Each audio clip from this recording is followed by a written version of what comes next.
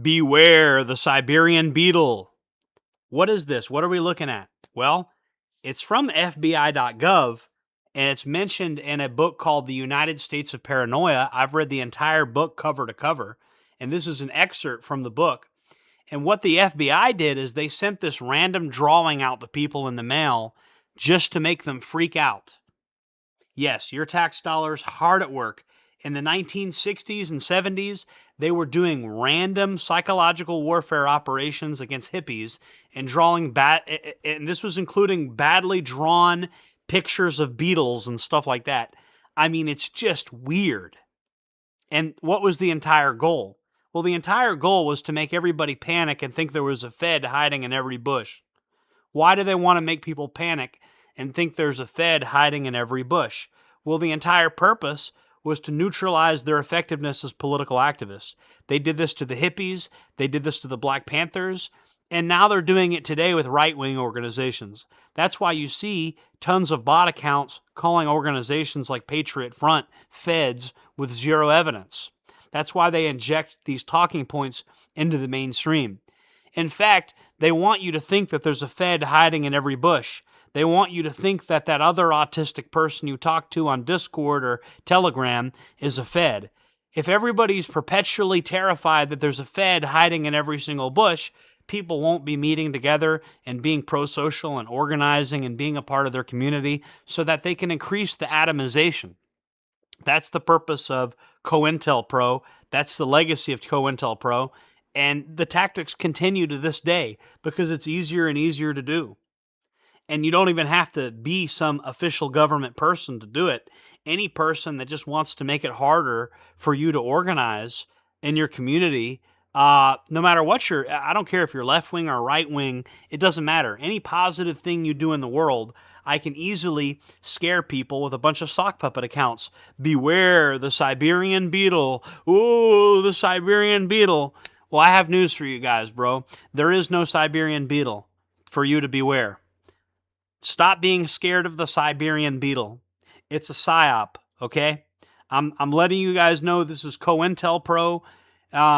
Me and some buddies met on Telegram. It was great. Get outside again. Start going outside. Hang out with your friends, okay?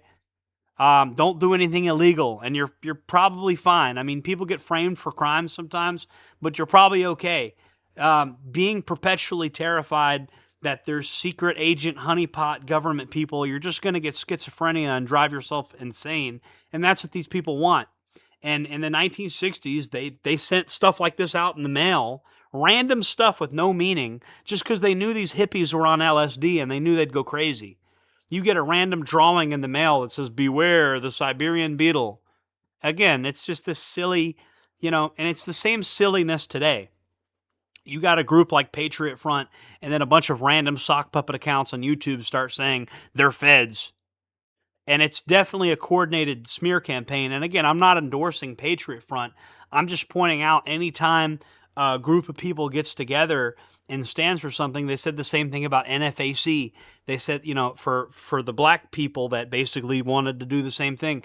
Anytime a group of people gets together and wants to actually do something that could foundationally impact the way our society works, you always have these naysayers that, these coordinated smear campaigns of, oh, the feds are everywhere. They're in every bush.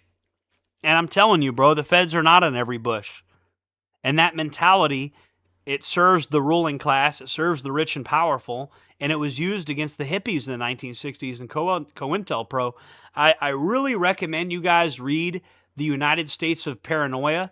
It has I don't want to spoil the entire book. This is fair use, by the way. This is just an excerpt from the book. I read the book many years ago. It's an excellent book. It's called The United States of Paranoia. Let's see the cover of the book. Boom, right here. This is the book. And it goes about how paranoia has actually been used as a weapon in the United States for most of human history.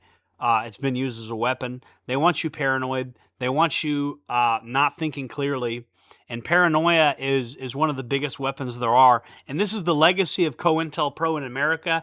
And it affects everybody. I don't care what race you are, what religion you are, what nationality you are, because they're doing this in the UK as well. The goal is to make you think that there's a federal agent hiding in every bush.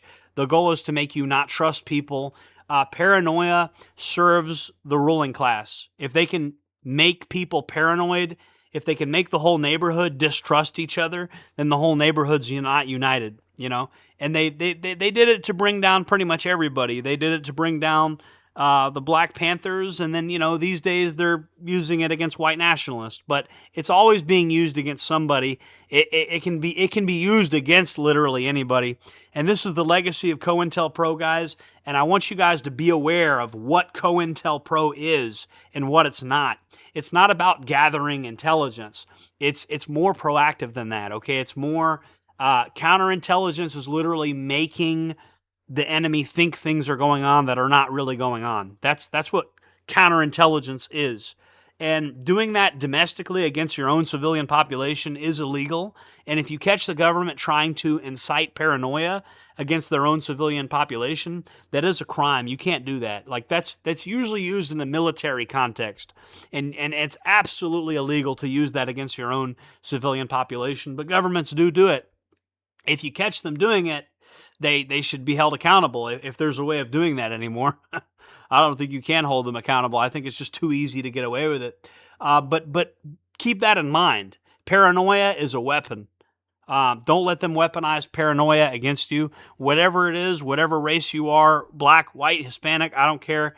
Whoever you are in the world, don't let them get you paranoid. Go outside, touch grass, have friendships, have a good relationship with your family. Everybody's not out to get you. The government actually wants you to think everybody's out to get you. That's the craziest part about it. Anyways, I'll see you guys in the next one. Don't get isolated. Don't get atomized. Go outside, touch grass, hang out with your friends. Jordan Jareb, signing off.